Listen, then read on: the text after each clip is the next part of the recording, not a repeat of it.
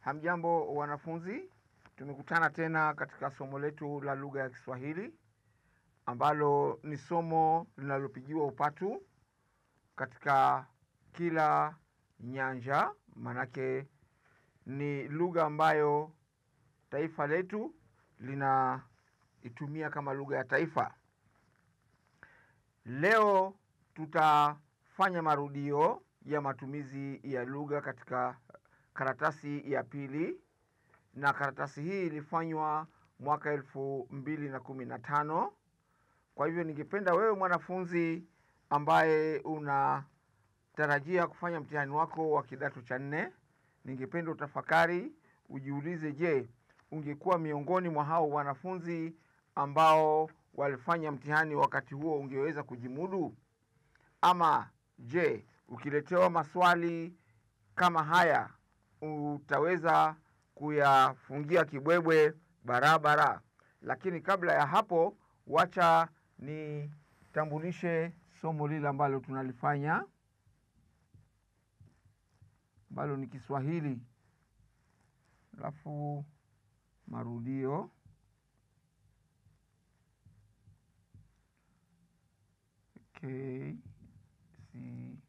KCSE mwaka huo wa 15, karatasi ya pili.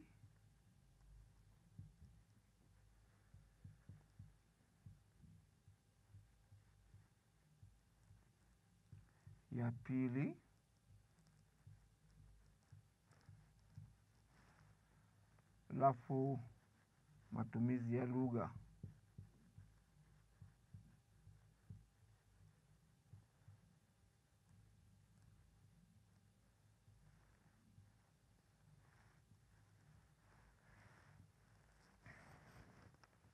Katika sehemu hii ambayo ni swali la 3 katika orodha ya maswali yale ambayo yameorodheshwa katika karatasi ya pili, kuna ufahamu, ufupisho, halafu hili ni swali la 3. Katika swali hili kuna alama 40.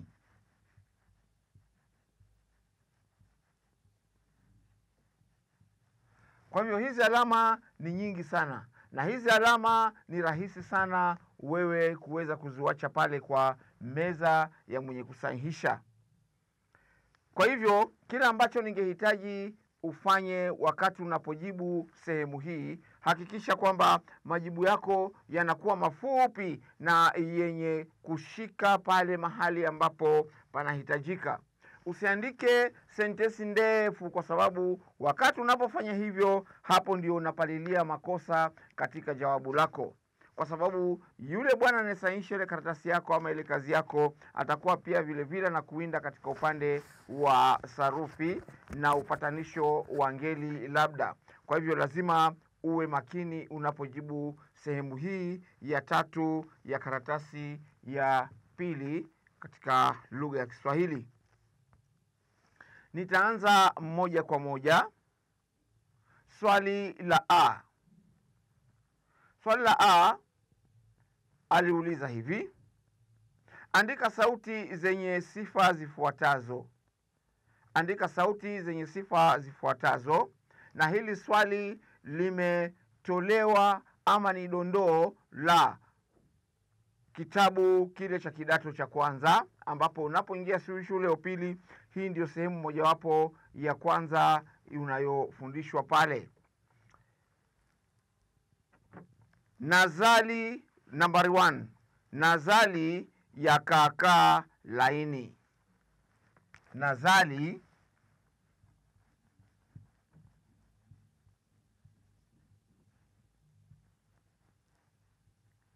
ya kaakaa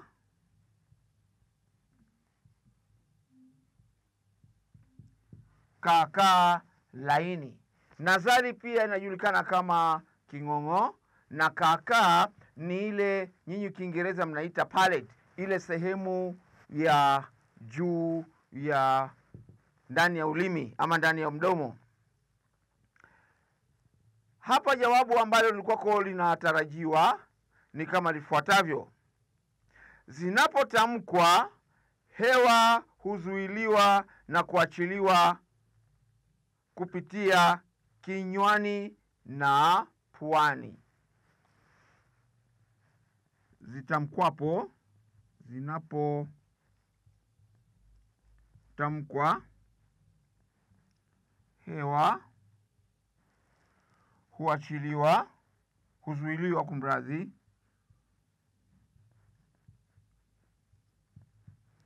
huzuiliwa na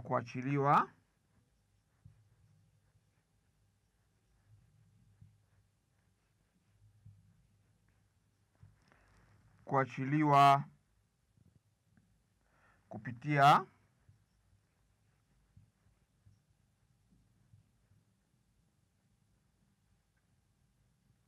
kinywani na puani.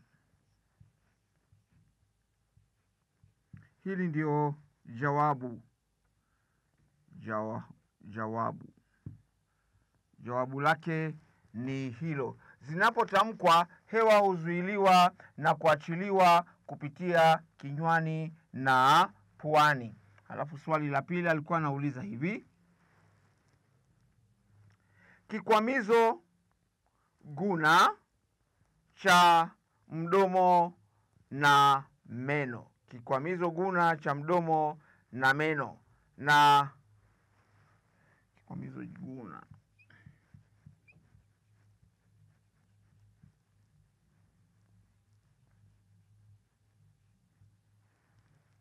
kikwamizo guna cha mdomo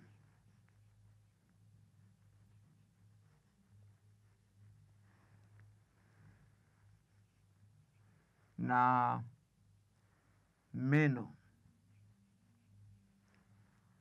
Jawabu lake ambalo mwanafunzi alikuwa anatarajiwa ni kama lifuatavyo: hutamkwa wakati ala za kutamkia zinapokaribiana. Hutamkwa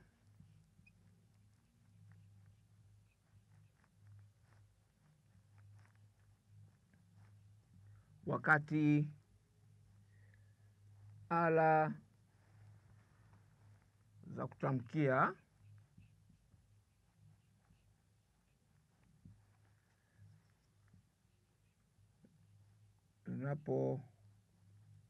zinapokaribiana. Kwa hivyo hilo ndio jawabu ambalo mwanafunzi wa mwaka wa 2015 alikuwa anatarajiwa kutoa katika hilo swali. Halafu swali la tatu,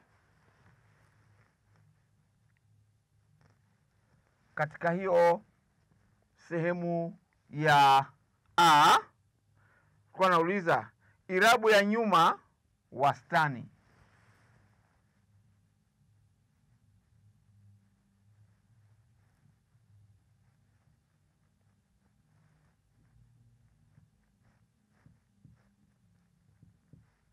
Irabu ya nyuma pia vile vile tunaweza kusema wastani. Jawabu lilikuwa ni hutamkwa wakati ala za kutamkia zinapokuwa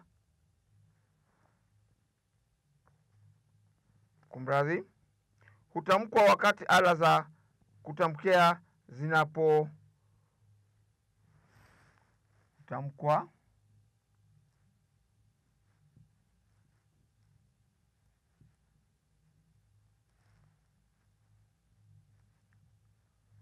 wakati ala za kutamkia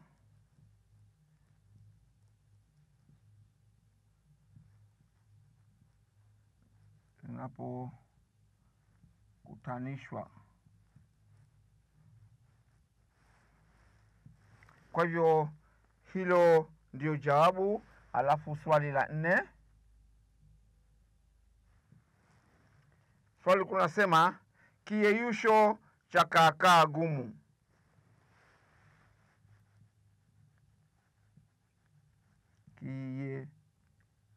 kiyeyusho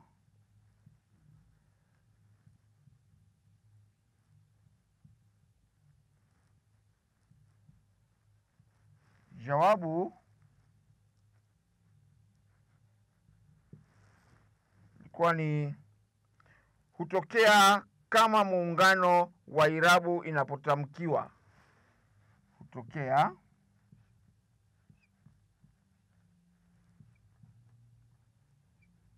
kama irabu inapotamkiwa.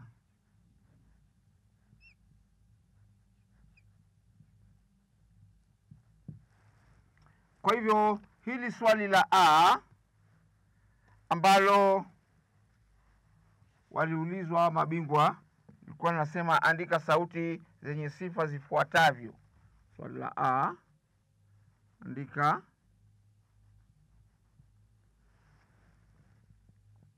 andika sauti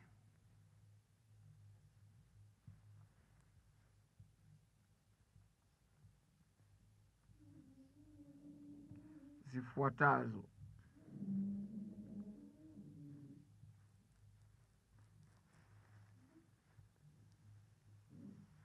Kwa hivyo hilo ndio lilikuwa ni swali. Anaposema sifa alikuwako anataka useme tofauti kati ya nazali, kati ya kikwamizo, kati ya irabu na kati ya kiyeyusho. Kwa hivyo hapo ilikuwako ni utoe tofauti ya hizo sauti ambazo zinapatikana katika konsonanti na katika irabu zinapotamkwa. Kwa hivyo hapo baada ya kujibu hayo yote ulikuwako unapewa alama 2 peke yake.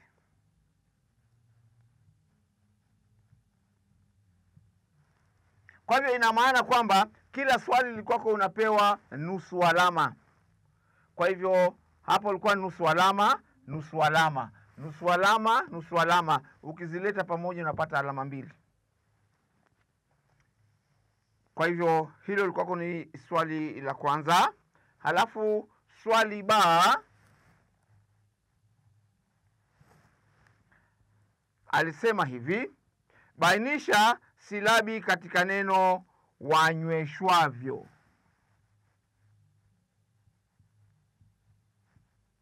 Bainisha silabi katika neno wanyweshavyo.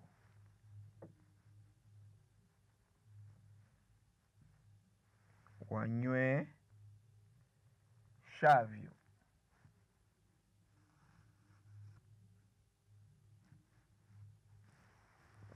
Neno lile ambalo ulikuwako ni ulishughulikie ni wanyweshavyo. Namna walivyokuwa wakionyeshwa hawa watu wakiwatendea hichi kitendo.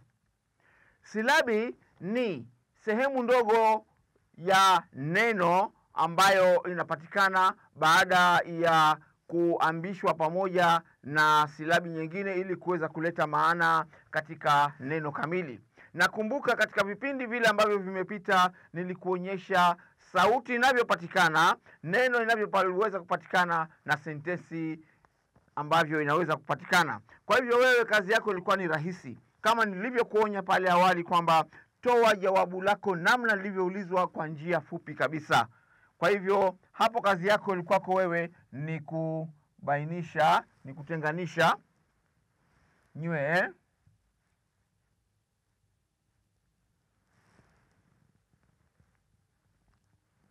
sha.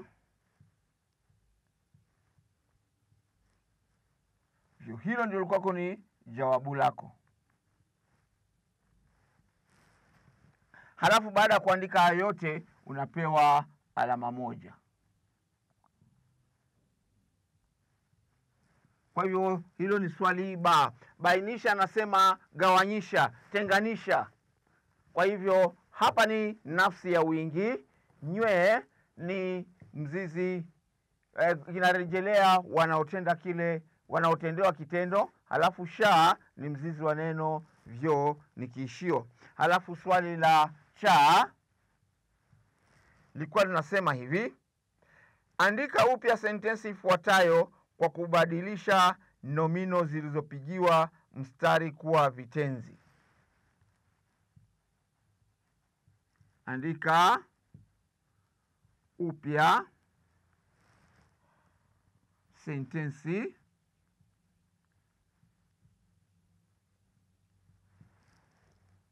sentensi ifuatayo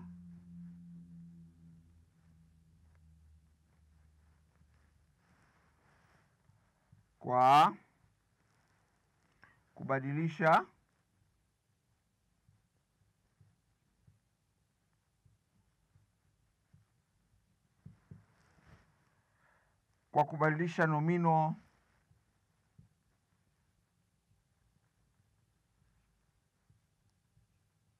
zilizopigiwa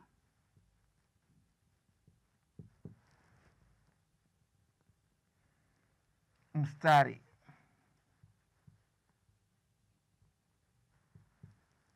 kuwa vitenzi.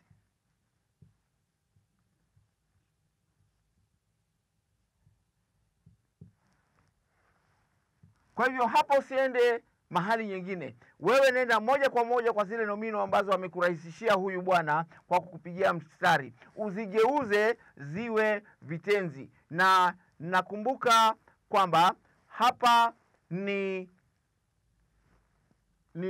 somo ambalo linahusisha na mwingiliano wa maneno katika lugha ya Kiswahili. Unakumbuka kwamba kivumishi unaweza ukakileta kikawa kielezi, kielezi kikawa kivumishi, kivumishi kikawa nomino na kadhalika. Lakini hapa leo anasema nomino ziwe vitenzi. Swali lenyewe lilikuwa linasema hivi, taliandika kwa ufupi SW.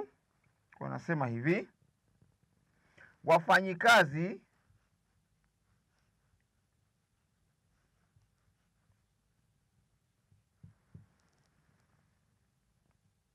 wote watafanyiwa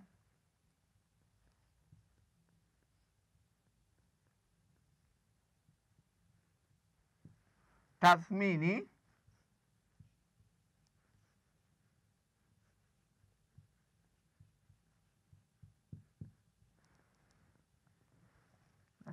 ndio limepigiwa mstari ili kupata suluhu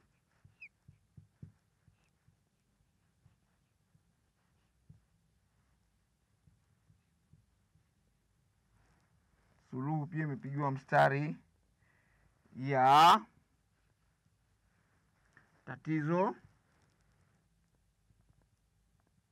matatizo kumradhi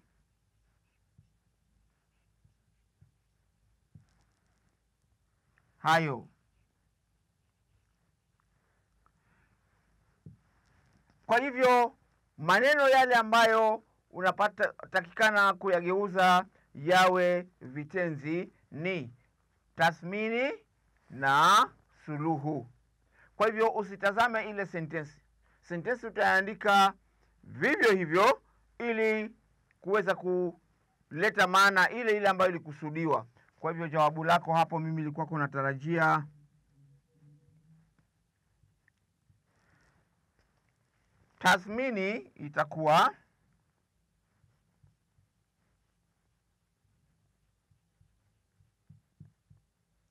tathmini itakuwa watatathminiwa.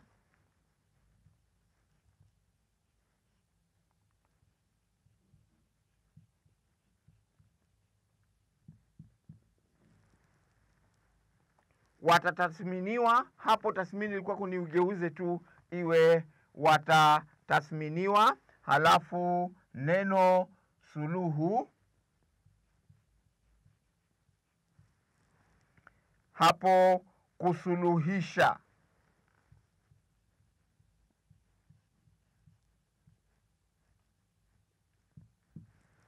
Kwa hivyo hayo maneno ilikuwa ni wageuze tu, tathmini iwe watatathminiwa na suluhu iwe watasuluhisha. Kwa hivyo sentensi ingebaki namna hiyo hiyo. Yale maneno ambayo ungezingatia tu ni yale yamepigiwa mstari. Je, hadi hapo wanafunzi tuko pamoja? Basi nitaendelea, bila shaka unaenda ukinakili jinsi ninavyoendelea.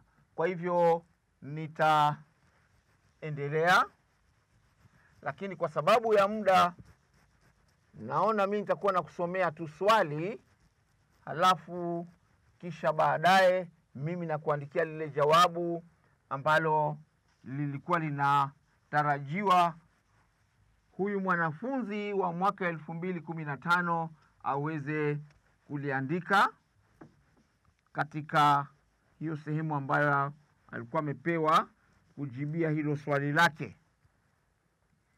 Wacha tuingie katika swali da. Swali da. Katika swali da alikuwa anauliza hivi: andika sentensi ifuatayo katika umoja. Wewe unajua kuna masuala ya umoja na wingi. Hapa ameandikiwa andika sentensi ifuatayo katika umoja. Kile ambacho ningetaka uzingatie hapa mwanafunzi ni usishughulike na nomino katika swali kama hili. Shughulika na vitenzi. Hivyo ndio vinaleta kinyume. Lakini unaposhughulika na nomino, basi kuna nomino nyingine ambazo zinakosa vitenzi. Kwa mfano, baba kinyume chake ni mama, ndiyo, sikatai. Kaka kinyume chake ni dada. Je, ninapokuambia kinyume cha rangi ya bluu ni gani? Kinyume cha rangi ya samawati ni gani? Kwa hivyo ndio maana katika muktadha wa lugha ya Kiswahili usiandike vinyume vya maneno ama nomino, winda vitenzi. Swali lilikuwa linasema hivi: andika sentensi ifuatayo katika umoja. Halafu sentensi inasema hivi: mkihifadhi nafaka hizo, maeneo haya yatakuwa na vyakula vya kutosha. Mkihifadhi nafaka hizo vizuri, maeneo haya yatakuwa na vyakula vya kutosha. Jawabu ambalo ulikuwako anatarajiwa huyu mwanafunzi wa mwaka 2015 ulikuwa ni hili, na ninalotarajia kutoka kwako ni hili: ukihifadhi nafaka hii. Ukihifadhi nafaka hii, jawabu hilo.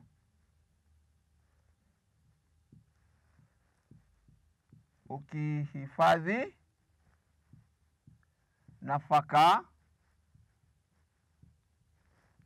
nafaka hii vizuri,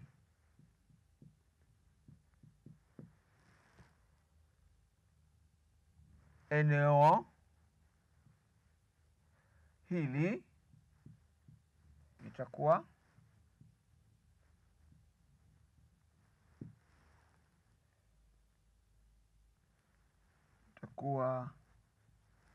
na chakula cha kutosha.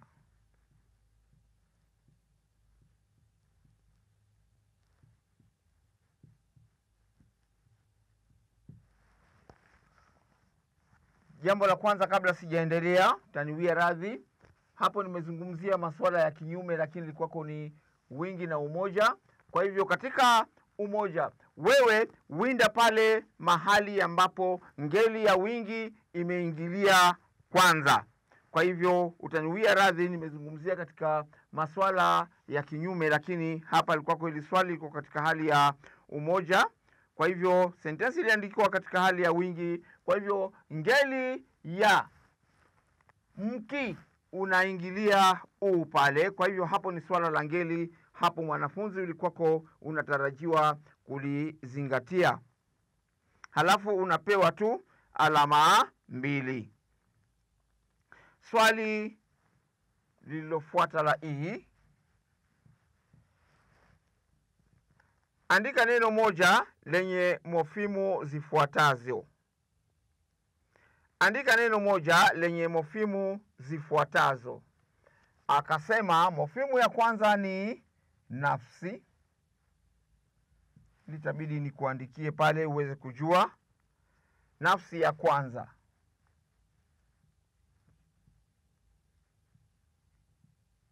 Alafu pia vile vile anasema wakati.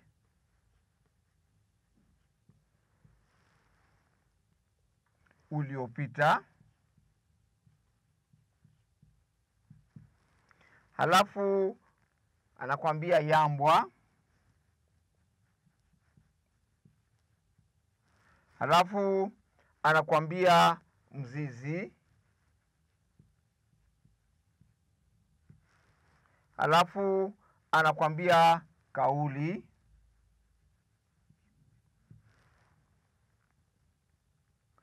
Kauli tendesha.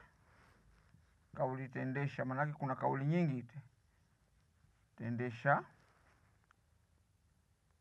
Halafu kauli tenda.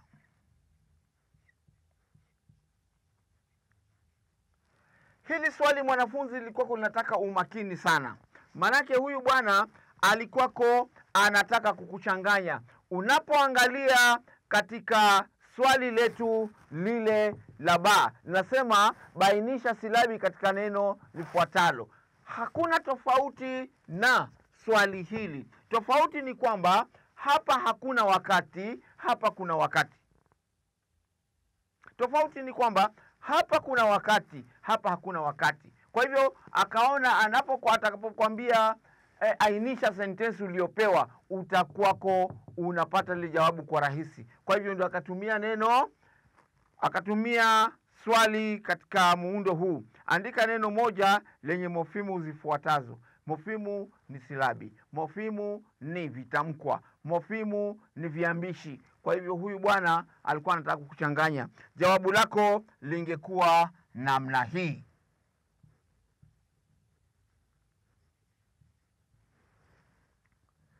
Tu, kwa sababu amesema nafsi ya kwanza. Hapa ilikuwa nafsi ya kwanza wingi, kumradhi. Kwa hivyo tu unapiga mstari. Anasema wakati uliopita, tu li unapiga mstari. Wa ambayo ni yambwa. Im ambayo ni imba, ambayo huu ndio mzizi wa kitenzi imba, ambapo napiga mstari. Anasema kauli ya kutendesha, uliwafanya kufanya kile kitendo cha kuimba, isha. Halafu unamalizia na kauli ya kutenda. Kwa hivyo tu, li, wa, i, mbi, sha.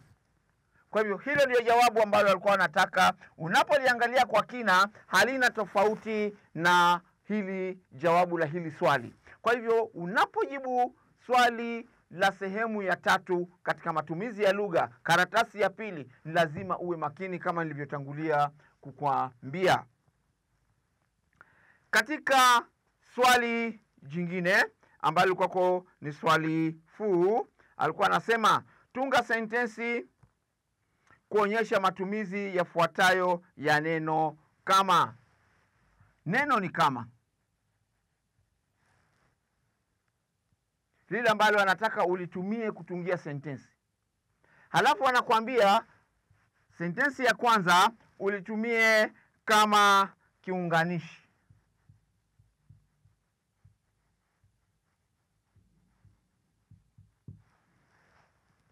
Halafu ya pili anasema ulitumie kama kihusishi.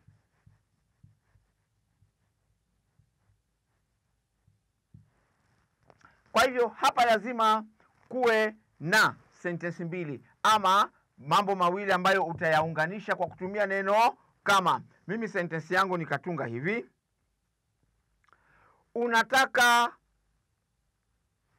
kama unataka kufuzu, tia bidii. Kama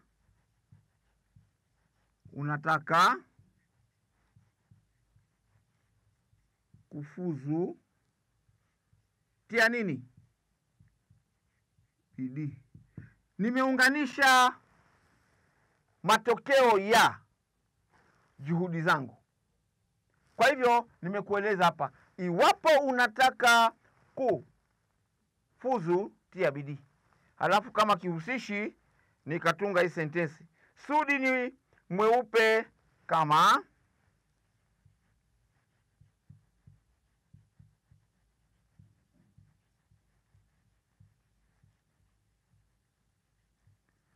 mzungu. Kwa hivyo neno langu kama, nimemlinganisha Sudi na mzungu katika hali ya rangi, kwa sababu anasema ni tumie kama kihusishi. Nimemhusisha Sudi na rangi yake na rangi ya mzungu, kwa sababu sisi tunakuwa weusi kama makaa bwana.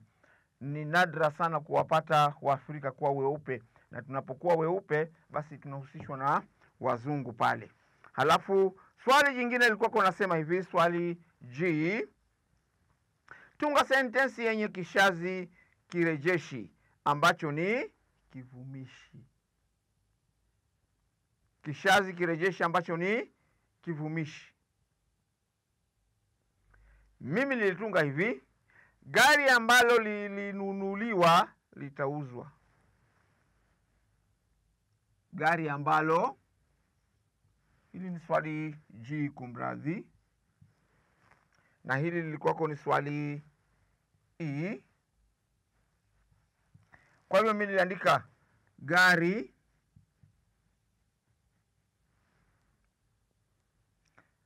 ambalo lilinunuliwa litauzwa.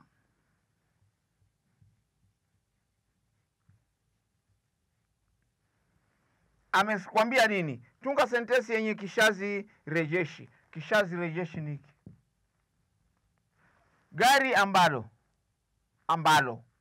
unatumia amba, huku kwengine unaingiza tu kwa sababu ulete ulinganisho wa ngeli, kwa sababu gari liko katika ngeli ya li ya. Mimi nikatumia hili gari li litafanywa nini? Kitendo. Lakini jawabu lilikuwako ni gari ambalo. Hapa ndio alikuwa anahitaji huyu bwana, haangalii mambo mengine. Ndio nikakwambia tunga sentensi zako ziwe fupi sana. Je, kuna swali hadi hapo?